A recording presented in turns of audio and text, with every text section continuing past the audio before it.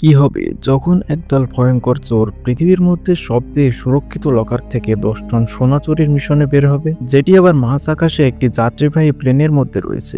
গল্পটি শুরু হয় ভেনিস নামক একটি শহরকে দেখিয়ে, যেখানে একটি অকশন চলছিল আর সেখানে অনেক ধনী মানুষ উপস্থিত ছিল। তখন ওখানে একজনকে দেখানো হয় যার নাম ছিল সাইরাস। মূলত এখানে কিছু মূল্যবান জিনিসের নিলাম অনুষ্ঠিত হয়েছে। অন্যদিকে আমাদের একজন অফিসারকে দেখানো হয় যার নাম এবি, যে কিনা ওই নিলামের সুরক্ষার জন্য নিয়োজিত ছিল। সে সকলের উপর নজর রাখছিল। তখন সে সাইরাসকে দেখতে পায়, যাকে গল্পের শুরুতে দেখানো হয়েছিল। তখনই আমরা সাইরাসের আসল পরিচয় জানতে পারি। আসলে সাইরাস একজন চোর, যার একটি টিম রয়েছে যারা প্রত্যেকে আলাদা আলাদা জিনিসের উপর পারদর্শী ছিল। যেমন কেউ পাইলট, কেউ হ্যাকার, আবার কেউ লকার খুলতে এক্সপার্ট, যাদের নাম কামিলা, ম্যাগনাস, মিসন, ডেন্টন আর লিউক, যারা এখানে চুরি করতে এসেছে। এবি আগেও এদের ধরার চেষ্টা করেছিল, কিন্তু তারা খুবই চালাক চোর। প্রত্যেকবার তারা পালিয়ে যায়। এবি এদের উপর নজর রাখে। এরপর নিলামি শুরু হয়। নিলামের শেষ পর্যায়ে নিলামের সব থেকে দামি জিনিস নিলামে তোলা হয়, যেটি এক ধরনের ডিভাইস ছিল। এনএইট নামক একজন ব্যক্তি এটি তৈরি করেছিল, যার নাম এনএফটি, যেখানে 200টি ক্যামেরা ছিল, যেটা যে কোনো দৃশ্য ক্যাপচার করে এআই দিয়ে পেন্টিং রূপান্তর করতে পারে। এরপর যখন সবাই এর দাম বলছিল, তখন সাইরাস এদের সাথে দাম বলতে থাকে। শেষমেশ সাইরাস 2 কোটি টাকায় ডিভাইসটি কিনে নেওয়ার অভিনয় করে। তখনই সাইরাসের টিমের মধ্যে একজন, যার নাম মিশন, সে সেখানে সকল লাইট বন্ধ করে দেয়, যার ফলে সেখানে থাকা মানুষগুলো পালাতে থাকে। তখন সাইরাস এনএইট এর কাছে আসে। যেহেতু সাইরাস 2 কোটি টাকায় তার ডিভাইসটি কিনতে চেয়েছে, তাই এনএইট কে সাইরাস তাদের সাথে নিয়ে যায়। আসলে এটা তাদের প্ল্যান ছিল, ডিভাইসটির সাথে সাথে এনএইট কে কিডন্যাপ করা। এরপর ক্যামেরায় এবি যখন সাইরাসকে দেখতে না পায়, তখন তার সন্দেহ হয়। এরপর সে সেই কনফারেন্স রুমে চলে আসে। সেখানে সে এনএইট এর মাস্ক দেখতে পায়, আর এবি বুঝে যায় যে সাইরাস এনএইট কে কিডন্যাপ করেছে। আসলে সাইরাস ভালো করে জানতো যে ডিভাইসটি বিক্রি করতে হলে একটি কোড লাগবে, যেটা ডিভাইসটির মালিক ছাড়া কেউ জানে না। এর জন্য সাইরাস এনএইট কে তাদের সাথে নিয়ে যায়। এরপর এবি বাইরে এলে সাইরাসকে দেখতে পায়। সাইরাস একটি বোটে করে পালাচ্ছিল। এবি তখন সাইরাসের পিছু নেয়। অন্যদিকে সাইরাসের আরো একটি টিম মেম্বার, যার নাম ম্যাগনাস, এই সুযোগে একটি দামি পেন্টিং চুরি করে নেয়, আর সেটা একটি ছোট্ট কন্টেনারে ঢুকিয়ে পানির মধ্যে ফেলে দেয়। আর লিউক পানি থেকে পেন্টিং তুলে নেয়। অন্যদিকে এবি যখন সাইরাসের পিছু নিতে মাঝ নদীতে পৌঁছে যায়, তখন সাইরাসের টিমে থাকা হ্যাকার, যার নাম মিশন, নদীতে থাকা ব্যারিয়ার হ্যাক করে ফেলে আর সেটা চালু করে দেয়, যার ফলে এবি ও সাইরাসের মাঝে ব্যারিয়ারটি উঠে যায় আর সেখান থেকে সাইরাস পালিয়ে যায়। এখান থেকে সিন শিফট হয় আর আমাদের একটি পানি জাহাজকে দেখানো হয়, যেটা ছিল সাইরাসের আস্তানা। এখানে এসে সাইরাস এনএইটকে তার টাকা পরিশোধ করে দেয়। এরপর তারা সকলে পার্টি করতে থাকে। অন্যদিকে পুরো শহরে এনএইট এর কিডন্যাপ হওয়ার খবর ছড়িয়ে পড়ে। পরের দিন এনএইট তার মোবাইলের মাধ্যমে তার কিডন্যাপ হওয়ার খবর জানতে পারে। তখন সাইরাস এনএইটকে বলে, আমরা তোমাকে কিডন্যাপ করিনি, আমরা শুধু কিডন্যাপ করার নাটক করছি। এতে করে মানুষের মধ্যে তোমার ডিভাইসটি কেনার আগ্রহ অনেক বেড়ে যাবে, যার ফলে 2 কোটির ডিভাইসটি এখন আমরা 79 কোটি টাকায় বিক্রি করতে পারবো। আর এই ডিভাইসটি বিক্রি করে যা টাকা পাবো তার 50% তোমাকে দেব,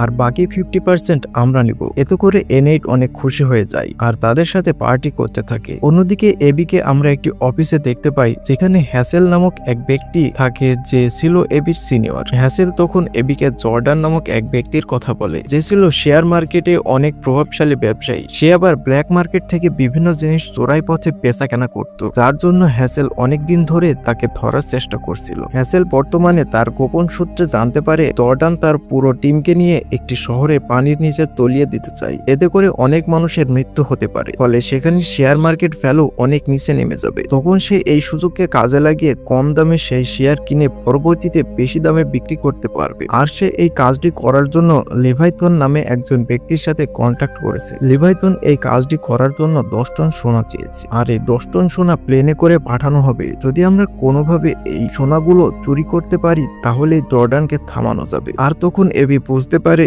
যে হ্যাসেল তাকে কেন এখানে ডেকেছে। আসলে হ্যাসেল চাইছিল সাইরাস ও তার টিমকে দিয়ে এই সোনাগুলোকে চুরি করাতে, আর সাইরাসকে রাজি করানোর জন্য এবিকে দায়িত্ব দেওয়া হয়, আর এবি সাইরাসকে রাজি করাতে সক্ষম হয়। এরপরই শুরু হয় মাঝ আকাশে একটি প্লেনের মধ্যে 10 টন সোনা চুরির মিশন। এরপর সাইরাস তার পুরো টিমকে একত্রিত করে আর তাদের 10 টন সোনা চুরির কথা বলে, কিন্তু তারা যখন শুনে এটা জর্ডানের সোনা, তখন সবাই না করে দেয়, কারণ জর্ডান ছিল খুবই ভয়ঙ্কর। সে তাদের ধরতে পারলে মেরে ফেলবে। তবে তাদের মধ্যে ম্যাগনাস সাইরাসের পক্ষে থাকে। তখন সাইরাস সবাইকে জানায় যে তারা এতদিন যত চুরি করেছে তার জন্য পুলিশ তাদের যে কোনো সময় ধরে ফেলতে পারে আর তাদের কঠিন শাস্তি দেওয়া হবে, কিন্তু তারা যদি এই মিশনটি কমপ্লিট করতে পারে তাহলে গভর্নমেন্ট তাদের সকল অপরাধ মাফ করে দেবে আর তাছাড়াও অনেক মানুষের জীবন বেঁচে যাবে। এই মিশনে আমরা গভর্নমেন্টের পুরো সাপোর্ট পাবো। এরপর অবশেষে সবাই রাজি হয়ে যায় আর এবি তাদের প্ল্যান সম্পর্কে বলে। সে বলে ব্যাংক থেকে সোনা বের করে একটি ট্রাকের মধ্যে দিয়ে একটি প্লেনের মধ্যে থাকা সুরক্ষিত লকারের মধ্যে লোড করা হবে আর প্লেনের মধ্যে লোড করার আগেই আমাদের সোনা চুরি করতে হবে। তখন সবাই বলে এটা অসম্ভব, কারণ সোনাগুলো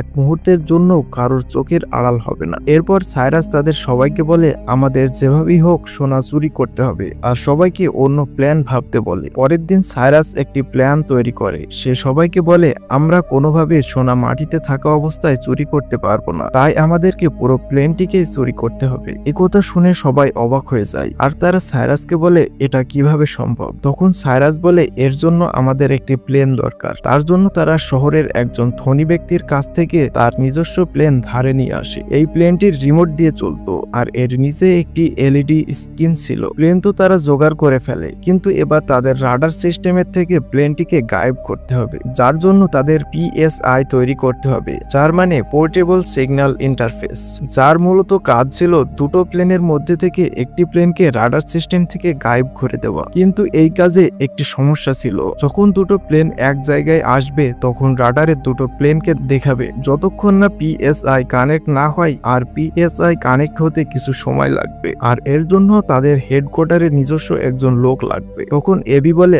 আমি একজনকে জানি যে হেডকোয়ার্টারে কাজ করে। এরপর তারা সেই লোকটির কাছে যায় যার নাম হ্যারি। প্রথমে রাজি হচ্ছিল না, তখন সাইরাস তাকে টাকার লোভ দেখিয়ে রাজি করে ফেলে। এরপর তারা পিএসআই তৈরি করে ফেলে আর তারা সেই প্লেনে যাত্রা করার জন্য সবাই রেডি হয়ে যায়। তারা যখন প্লেনে উঠে পড়ে তখন তারা খেয়াল করে সোনাগুলো সুরক্ষার জন্য জর্ডান তার নিজস্ব কিছু গুন্ডাকে সেখানে পাঠিয়েছে। এরপর সাইরাস খেয়াল করে যে তাদের টিমের মধ্যে একজন যার নাম লিউক সে প্লেনে ওঠেনি। যখন সাইরাস লিউককে ফোন করে তখন লিউক জানায় এই কাজে অনেক রিস্ক রয়েছে, যার জন্য সে এই কাজে তাদের সাথে থাকবে না। এরপর তারা সিদ্ধান্ত নেয় লিউকের কাজ এবি করবে। এরপর এবি সেই পিএসআই প্লেনে থাকা ওয়াশরুমে সেট করার জন্য যায়, কিন্তু এবির হাত থেকে ফসকে পিএসআই ভেঙে যায় আর তখনই সেখানে সাইরাস চলে আসে। সাইরাস তখন পিএসআই ঠিক করার চেষ্টা করে। তখনই প্লেনে থাকা গুন্ডাগুলোর মধ্যে একটি গুন্ডা ওয়াশরুমের বাইরে থেকে ডাকতে থাকে। অন্যদিকে কামিলা প্লেনের খুব কাছে চলে আসে আর পিএসআই অ্যাক্টিভ হওয়ার অপেক্ষা করে। তখনই হেডকোয়ার্টারে দুটো প্লেনের সিগন্যাল দেখা যায় আর সেখানে থাকা একজন এটা দেখে ফেলে। এটা যখন হ্যারিকে বলে তখন সে তাকে যান্ত্রিক গোলযোগের কথা বলে, কিন্তু সে মানতে চায় না, সে সিনিয়রকে জানাতে চায়। তখনই পিএসআই ঠিক হয়ে যায়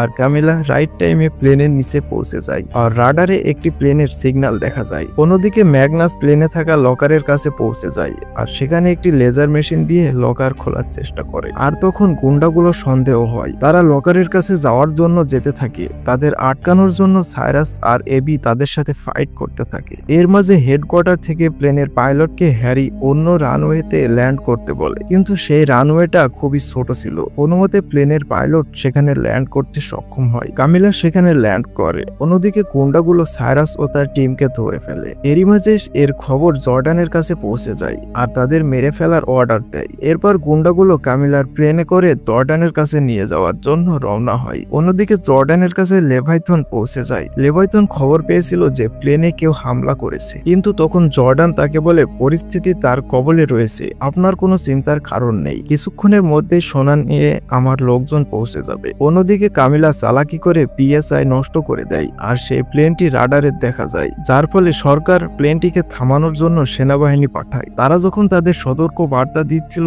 তখন গুন্ডাগুলো সবাইকে চুপ করে থাকতে বলে, কিন্তু সেনাবাহিনী যখনই তাদের উপর আক্রমণ করবে তখন কামিলা চালাকি করে প্লেনটিকে উল্টে দেয় আর প্লেনে থাকা ডিসপ্লেতে সিভিলাইজেশন লেখাটি দেখিয়ে দেয়, যার ফলে সেনাবাহিনীরাও বুঝতে পারে এই প্লেনে সাধারণ মানুষ রয়েছে, যার জন্য তারা চলে যায়। এরপর প্লেন কন্ট্রোল হারিয়ে সোজা ল্যান্ড করে জর্ডানের মহলের কাছে, যেখানে লেভাইথন আর জর্ডান অপেক্ষা করছিল। তখন প্লেন থেকে সেখানে সোনা পড়ে দেয়। এরপর লেভাইথন বলে এখনই আমি সোনাগুলো নিয়ে যাব আর ডিল ক্যান্সেল করে দেব। তখন জর্ডান তার পায়ে গুলি করে আর যখন জর্ডান সাইরাসকে মারতে যাবে তখনই সেখানে পুলিশ চলে আসে। আর যখন জর্ডানকে পুলিশ ধরতে যাবে তখন জর্ডান চালাকি করে তাদের বলে এটা আমার প্রাইভেট প্রপার্টি আর এই চোরগুলো সোনাগুলো সেগুলো চুরি করতে এখানে এসেছে। সাইরাস তখন প্লেনে থাকা ডিসপ্লেতে রেকর্ড হওয়া ভিডিও স্টার্ট করে দেয়। আসলে সাইরাস যখন প্লেন থেকে নেমেছিল তখন সে প্লেনের ভিডিও ফিচারটা চালু করে দেয়, যার ফলে জর্ডান লেভাইটনকে গুলি মারার ভিডিও রেকর্ড হয়ে যায়। এটা দেখে পুলিশ জর্ডানকে প্রমাণ সমেত হাতে নাতে ধরে ফেলে। এরপর সাইরাস সেখানে থেকে চলে যায়। এর কিছুক্ষণ পর এবি কোনো একটি কারণে তার জব ছেড়ে দেয়। এখান থেকে সিন শিফট হয় আর আমাদের সাইরাস আর এবিকে দেখানো হয় যারা একটি গাড়িতে করে কোথাও একটা যাচ্ছিল।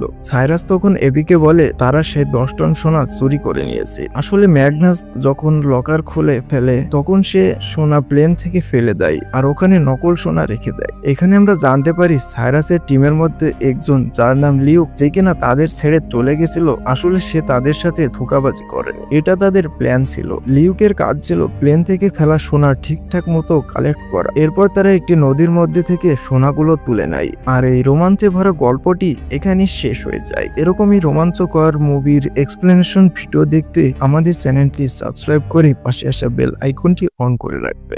ধন্যবাদ।